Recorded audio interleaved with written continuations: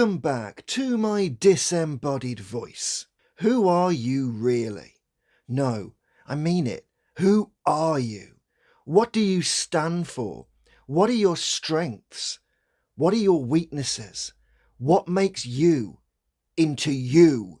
The reason I ask is that in my 20 odd years of delivering therapy, the one thing which really stumps people is when you stop and ask them to think about themselves, posit their extrinsic self-esteem, and consider their strengths and weaknesses, and most of all, ask them to consider what made them feel this way, what made them into who they are. For some people, it's very challenging to find facets of ourselves to dissect and look at and pinpoint. It's something I did in a session recently.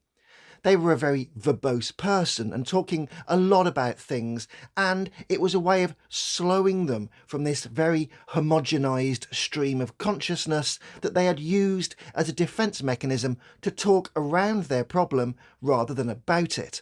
And when asked to stop and look inside themselves and stop talking around themselves, it was amazing how the person stopped talking and struggled to evaluate themselves in detail. But that's not just people in therapy. Generally, people will struggle when they have to examine themselves and sort of audit their own personalities and experiences and what it makes them. And that got me thinking. So, for today's video, I wanted to look at what makes us who we are and explore the theory of Tabula Rasa, which posits that everyone is born a blank slate and becomes who they are by experiences that are imprinted onto them by the world, and that is cultural, religious, trauma, love, friendship, happiness, family, everything.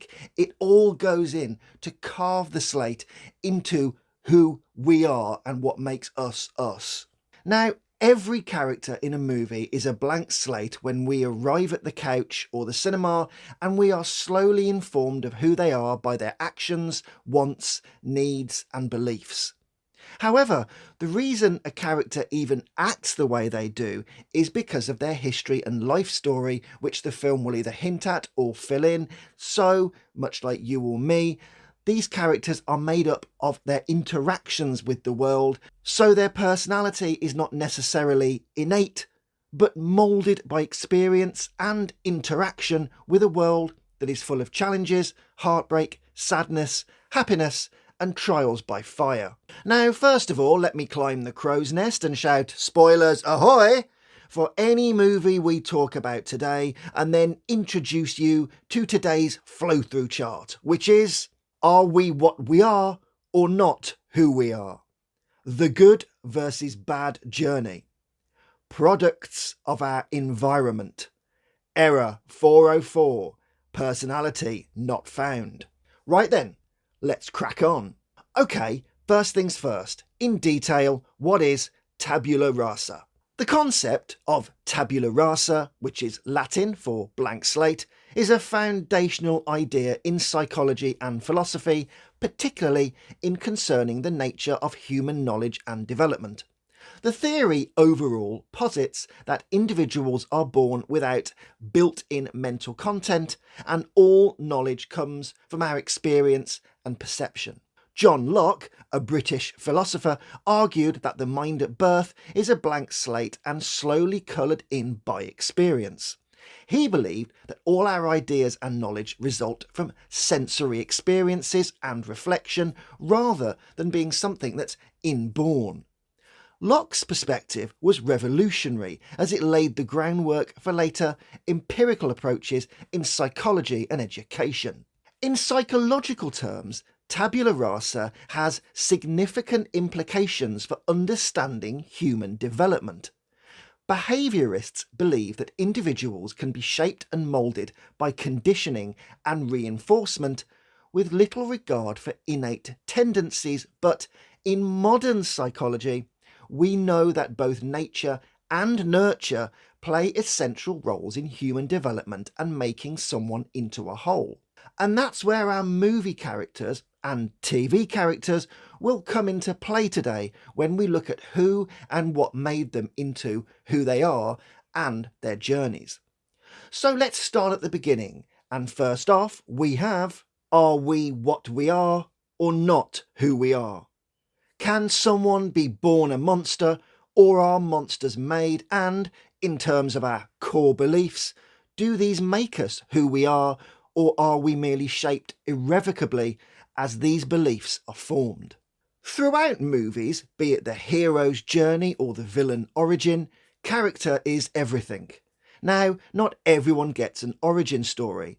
In the original Predator movie, the alien lands and hunts, and the focus is on the soldiers. In John Carpenter's The Thing, we know nothing about the alien that replicates and absorbs people. It just arrives in a husky and slowly decimates the camp. Now, for humans, we all arrive with a genetic imprint in terms of our parents' DNA, and that is pure nature. But in terms of nurture, everything we learn is from our environment and the people who imprint on us. I often talk on this channel about Carl Rogers' theory of the phenomenal field of reality and how all of our information we receive is through our five senses and our interactions with the world, and how those experiences make us, and more importantly, how everything we do is to advance our own well-being, happiness, survival, general coping. When we're young, we learn the appropriate language, imbibe the culture around us. We learn spiritual and religious ideas, and we experience love or abuse, and this shapes our personalities. Now, let's not be glib and get this out the way first. Politically correct ideologies of associating disability with evil needs to be removed here, because I need to make it very clear that not all people who are abused become monsters, but monsters often have traumatic backgrounds, and these factors add reasoning, depth, and nuance to movie characters. And I am firmly against stereotyping mental health, but I am firmly for writers' freedom in their characters to give context and depth in whatever way they feel has made someone into the evil being that they are, or the reason that they commit heinous acts. Because if they want to give motive for their villains, the audience has the emotional intelligence to know that there may be mental illness and personality disorders present in real life serial killers and in the serial killers or the monsters that are on screen, but not all people with mental illness and personality disorders are serial killers. And it's really important that we get that out in the open straight away, because you can use a good foundation in solid writing and character depth without worrying that you're offending somebody else. Now, two of the best examples of a blank slate made bad are Buffalo Bill from Silence of the Lambs and Carl Starger from the movie The Cell. Both men are serial killers. Both men have identity disturbances, severe mental illnesses, sexual trauma, and both men come from backgrounds of displacement, abuse, trauma, and developmental difficulties, and an absence of love.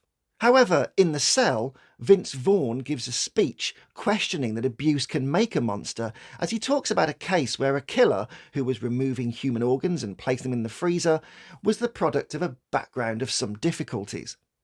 Yet Vince Vaughn then goes on to say he's seen people who've suffered 10 times more abuse than that individual, and they've turned out to be model members of society. It's a really crucial point where the film slows down for a bit of an existential debate and talks about the fact that yes, abuse can make a monster, but not everyone who's abused is a monster. In Silence of the Lambs, Lecter doesn't say Buffalo Bill is evil, but he is traumatised and his self-identity is disturbed, and this is crucial because we can then both empathise and fear the villain at different points of the story, and this reflects it when they die, and we feel the relief of the killings will stop.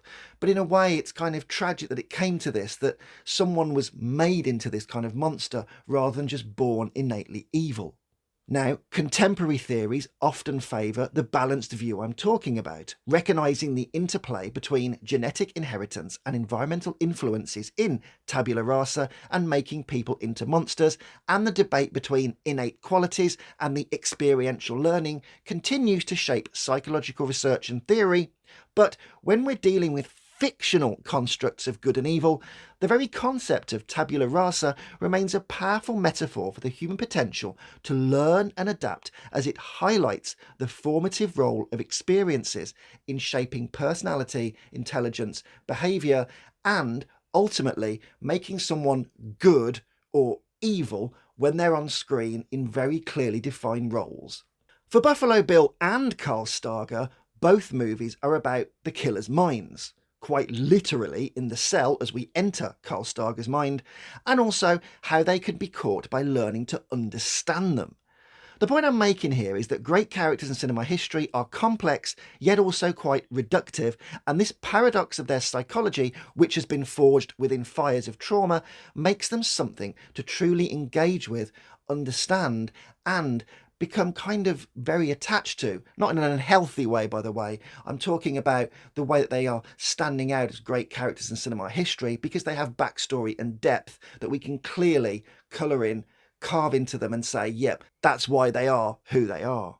Okay, so the mind can be shaped and made into things via experience, and whilst modern science acknowledges the contribution of innate factors such as trauma, social stressors, genetic imprints, and psychodynamics, the idea of the mind as a blank slate continues to inspire writers and filmmakers as they look at character potential. So let's move on specifically to this and go into the good versus bad journey. What makes a hero heroic and what makes a villain villainous? Great characters have depth, so we can recognise their motives and thus project personality and qualities onto the tabula rasa character which is on screen. Now, I'm sure you all know who Spider-Man is. He's Peter Parker, and he was bitten by a radioactive or genetically modified spider and he got superpowers. But let's say you had no idea who Spider-Man was. Why would you even care? Back in the halcyon days of superhero movies, the heroes were something to be aspired to. They were characters going through hell, but they never lost sight of what was right, and if ever they did overstep the mark, this shaped their future selves and helped bring a sense of rule and order inside their own morality. Okay, so let's look at Peter Parker, especially the Sam Raimi version, from a tabula rasa point of view. Let's start him as a blank slate.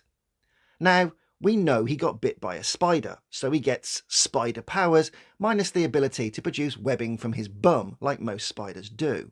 His parents are dead, and he lives with Aunt May and Uncle Ben. He is clever, kind, and adopts the mantra of decency and Aunt May and Uncle Ben, despite being bullied at school, not having a girlfriend, and being a bit weird. But that doesn't matter because overall, he's a nice boy. The death of his parents has clearly affected him, but he lives his life with the imprint of his current loved ones. Once he becomes powerful, his first action is a selfish method of gains. He humiliates the bully at school, albeit in self-defence, and then beats Bonesaw the wrestler to get some money for a car.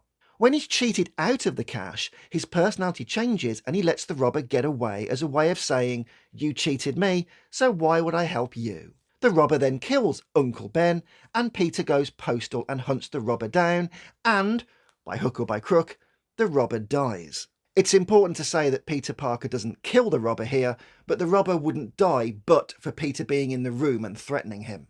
It is an accident, but it's an accident that Peter causes. Peter then has a crisis of faith and remembers what his uncle says. With great power comes great responsibility. So Peter decides he will never again put himself in a situation where he could kill somebody, albeit accidentally, and he will use his powers for good and help the little guy. He chooses to be good rather than letting his hate, anger, and immense power consume him. And no matter how far he is pushed, how poor he is, or what trauma he goes through, Peter Parker remains unbreakable. His personality and belief system is inspired by his closest relatives, those he lives with, and of course his friend Harry. He lives within this code of morality.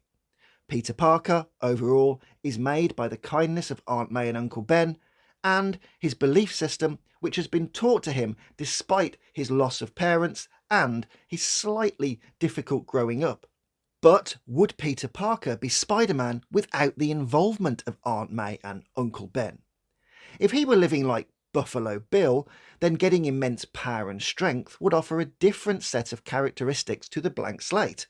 It would offer new opportunities for him as well. It would also interact with his inbuilt morality that has been formed through fear, torment, torture, and abuse. After all, he could now fight back against the people that hurt him. He could kill at random. He could steal and loot. He could transfer all the rage that he is using to skin the women, make his skin suit, or basically make him into something much worse. Now, there might be a genetic imprint or biological facet which causes Buffalo Bill from Silence of the Lambs to be like this. In other words, we have biological nature alongside the environmental nurture. He may have been starved in oxygen in the womb. He may have fetal alcohol syndrome. Or Buffalo Bill may have been punched as a baby and had brain damage. But let's go back to Peter Parker and his blank slate. Maybe he was too. Maybe his mum dropped him one day when she was drunk. Peter would never know. So we have no biological imprint and he remains tabula rasa, a blank slate. But what we infer onto Peter Parker is the environmental nurture and how that nurture makes him into a good person. Buffalo Bill was abused, sent to foster homes, and then abused again. Peter, on the other hand, has a loving Aunt May and Uncle Ben who raise him with morality, kindness, and instill virtues. The point is that movies use broad strokes to show you what makes a character, and before heroes like Ironheart were all about stealing and being great for the sake of it, the classic hero had suffered loss, been on a moral journey, and had their personality forged through experience, through nurture. And their blank slate had rules, a code, a personality, a belief system that was there because of their childhood experiences, because of the nurture around them, because of what was carved onto their blank slate by the people in their lives and the experience. It's why Peter Parker is a hero. He will not be corrupted. He is on the side of good. And even when pushed to the limit, he might beat someone half to death. But the point is, he will stop at that point when he realises he cannot cross the line that he promised to Uncle Ben. With great power comes great responsibility. He was made that way by nurture, by experience. But is nurture more prominent than nature? Does knowing nothing about someone make them more frightening? Can we have too much information on a character? Well, let's go to the next stage. Products of our environment. We are all cultivated within a set environment of parameters, beliefs, and personal experiences. So, can we truly become a whole new person, or does our experience forever define who we are? Many years ago, British rapper Ben Drew, better known as Plan B, released a truly grim film called Ill Manners, which was loosely based on his experience of growing up on council estates and in poverty. And Ben gave the film a simple tagline: "We are all products of our environment, but some environments are tougher than others." Now, whilst I adore Plan B's music, Ill Manners was not an easy watch, and I certainly wouldn't recommend it to a casual viewer, but the movie's tagline is something I like. And it's even more potent when we're talking about characters evolving and growing. Now, Spider-Man, Batman, and other classic heroes are great role models and personalities that we can give great stories. But despite a crisis of faith or death of a partner, Peter watches the Green Goblin kill Gwen Stacy in the comics and then flies into a depressive post-death rage. We always come back to the same decency of character, and this is what gives the character boundaries and limits, yet keeps them heroic, as we know that no matter the cost, loss or trauma, our heroes will remain on the right side of law and decency. Now let's take some biological factors here as well. Spider-Man is very strong. So's Batman. Spider-Man's is through spider strength. Batman's is through personal training and dedication. But they are physically strong. So already their athleticism and the way they look and the way they act and the way that they can do things gives them advantages over others, which in itself creates other experiences which will then go on and define them. People who are very severely ill or disabled will have different experiences to those who are top athletes, whose bodies are in peak condition and can be monetized and triumphed and win things and become famous. You may not like it, but that's the way the world is.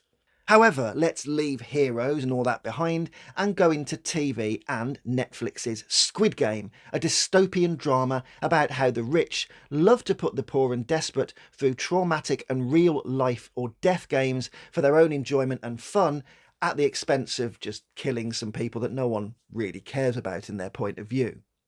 Squid Game introduces a whole raft of characters who all share one characteristic when we meet their tabula rasa on-screen state. They are all desperate for money. Be it starving due to losing a job, gambling debts, wanting to have a better life or maybe drive a fast car, or losing everything in an abusive relationship, all the characters have been selected because they are desperate for cash. Squid Game contestants are told that when they enter the games and maybe win a game, they can win more money, and if they win more games, they can win even more money, and if they are the last man or woman standing, they get 45 billion won. That's a whole lot of money.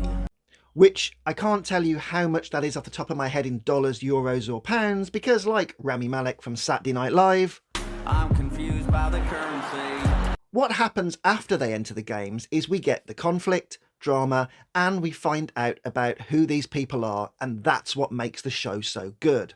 A bit like a real-life reality TV show, but without the gratuitous death, we learn more about people when the chips are down than we do when things are going great.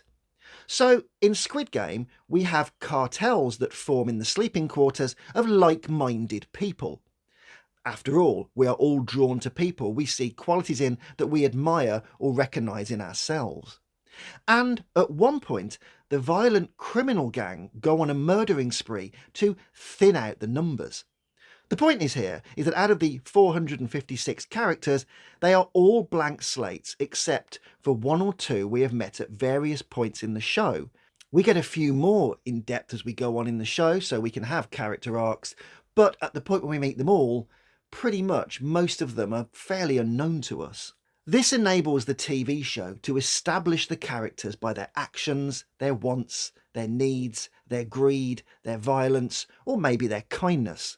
Yet the characteristics they display within the Squid Game arena have all been gained through their growing up and the environment they live in. Yes, all 456 of them are desperate for cash and hence the reason they are there.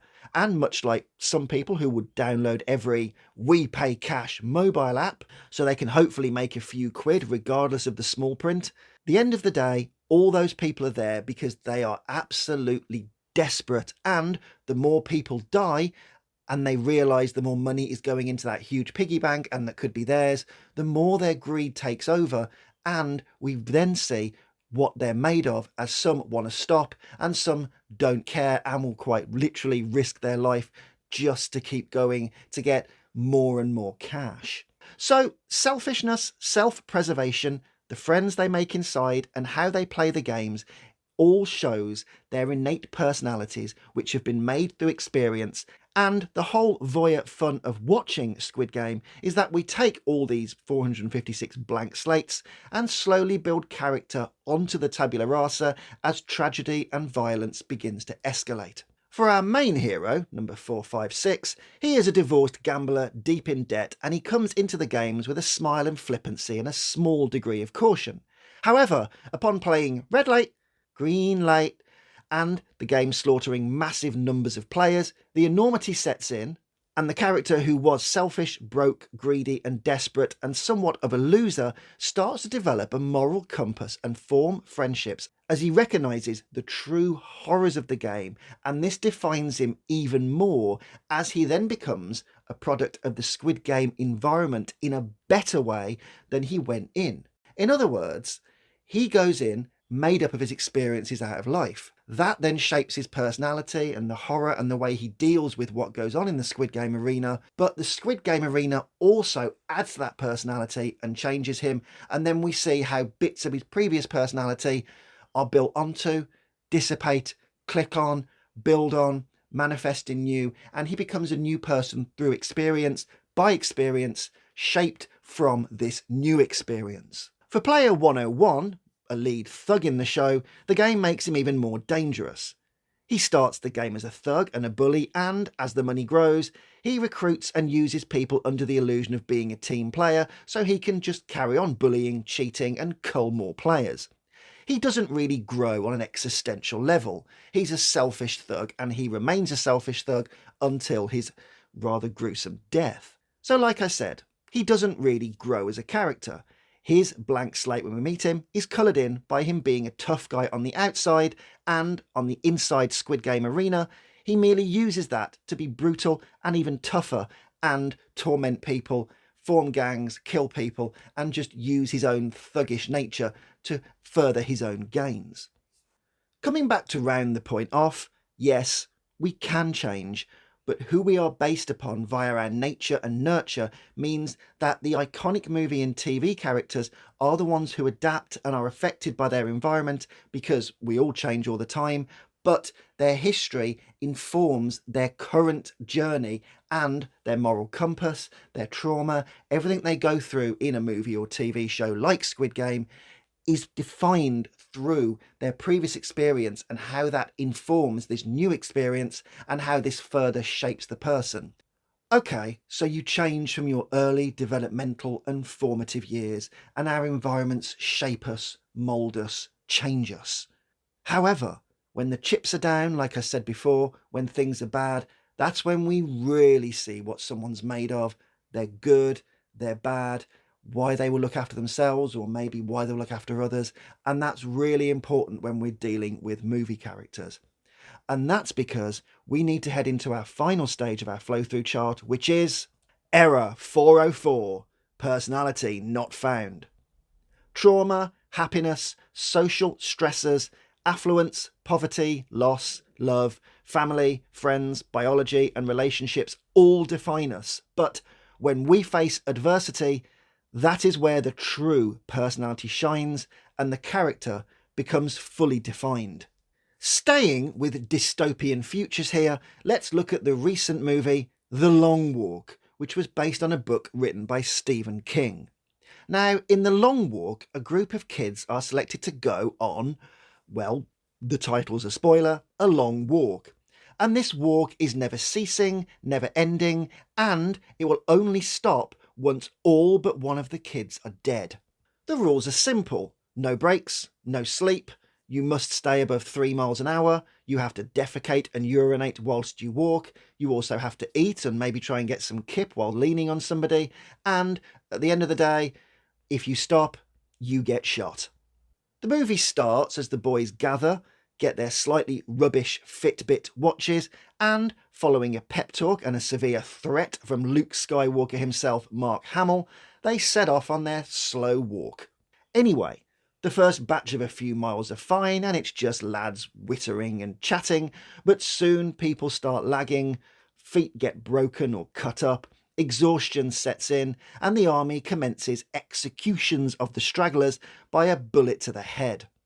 However, as the walk goes on and the kids mentally start breaking down and falling into delirium, exhaustion and existential terror, we see a small group bond and, far from trying to trip each other up or cheat or eliminate the competition, they do everything they can to inspire each other and support each other. Now, only one can win the gazillion dollars and have one wish, so they all know that deep down, they're more than likely going to die. So, rather than be nihilistic or selfish like the competitors in Squid Game, the kids form a camaraderie and they bond, which by the end makes them more like brothers than competitors and makes each bullet to the head a real gut punch for the audience, rather than just being a blood sport of casual voyeurism.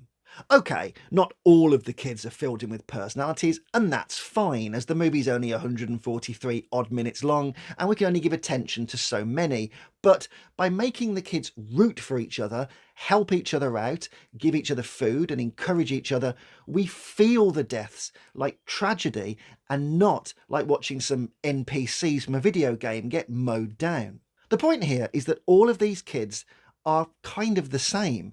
They all live in a world of poverty and desperation and are only taking part in the long walk due to economic recessions and hardships and a dictatorship regime that is organising this barbaric sport. But as they go on their journey and we watch them bond, cry, beg, lean on each other and quite literally get picked up off the road by each other, we get huge insights to their characters as these boys discover their own characters and build on what's made them in the past as they show what good they are and how their characters really shine through adversity. Rather than making all the kids vile, selfish influencers who are just out for themselves, The Long Walk gives us a group of tabula rasas, and over time, each kid gets details filled in. We know the basics. They're from poor economic backgrounds. They're male. They don't have any physical disabilities, which would make them ineligible for the competition. But the rest has to be filled in through their actions, insights, and their backstory.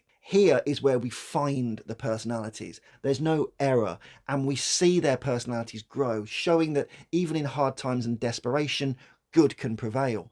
But more to the point, who they are, their stories inspire each other, they learn from each other, and watching one of them be heroic inspires another, and their characters grow through the truly horrific experience of walking hundreds of miles without sleep and watching people getting shot around them. The main character might be doing the long walk because he's trying to kill Luke Skywalker, as Luke Skywalker killed his dad, as we find out in a flashback scene, but others are there because they generally have nothing. But rather than being painted with broad strokes of selfishness, we learn about their history through how they accept their mortality as the walk goes on, and the longer they walk, the closer death creeps up behind them, and we really see what these kids are made of and how this experience is adding to the personalities that have been made in the past. Anyway, no matter what the show or film, all characters are blank slates. Nobody really knew who Thanos was, outside of comic book fans who had read about him previously, but his actions and history filled in the blank slate to the viewer, and his blank slate from childhood to megalomaniacal tyrant was explained as his motives were given backstory through trauma, loss, witnessing his planet's resources get exhausted, and the cruelty and heartlessness he inflicted on others, but at times the cruelty that even broke his own heart. Killing Gamora, his own daughter, how that affected him. We saw that in depth, and it builds the character as the character is built through new experiences on screen. Yes, Thanos' narcissism remained an issue, and the debate over his evil could go on. Was he right? Was he wrong? But all characters, like humans, start as a screaming ball of a baby and have their life of nurture and nature mixed, and this creates a template that when they arrive on screen, we fill in and make judgments, learn, change our expectations, jade our own views, colour our own views, change our minds, be rewarded, be appalled. All these things build up on the screen, and that's why movies and TV shows, when done properly, are brilliant. And that's why we see some villains as evil, other villains as tragic, and some villains are even seen as doing the right thing. And it's why the concept of tabula rasa is so great, as we all have expectations, prejudices, stereotypes and assumptions, and we all paste onto people on screen different interpretations, and we all have good and bad in us, which has been carved into us and etched onto us by life experience. So we empathise, we reject, we see different qualities in people, we recognise universal good and evil, we build people in our minds, we appreciate, we get attached to people, and we really enjoy seeing how these characters are made. Anyway, that's it for this week's video. So remember that psychology is cool. So cool. Please like, share and subscribe, as more subs means more vids, and even leave a comment or start a discussion, as healthy debate is always welcome on here. And as ever, until next time, I'll catch you later.